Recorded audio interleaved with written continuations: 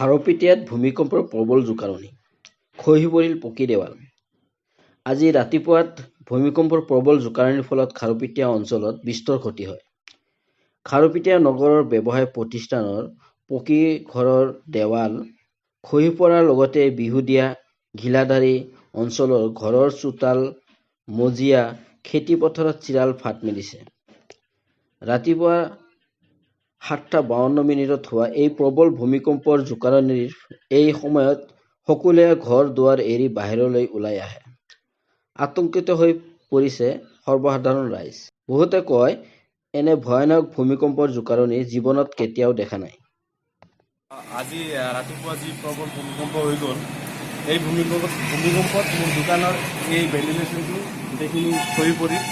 লগতে এই অঞ্চলৰ যিমান খেতি আছিলে, খেতি পথাৰখিনি ফাট মেলিলে, লগতে পানীৰ ভুৰভুৰণি উঠিলে।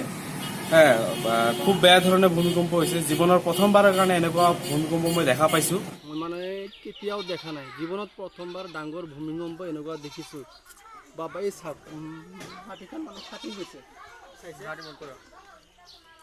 মাটিখন একেবাৰে মানে ফাটি গৈছে, একেবাৰে মাটিটো মানে ফাটি গৈছে। এফালে কৰোণা ভাইৰাছৰ ভয়াৱহ, আনফালে ডাঙৰ ভূমিকম্প। প্ৰকৃতিয়ে কাল ৰূপ ধাৰণ কৰিছে। কি যে হ'ব মই ভাবিছোঁ আজি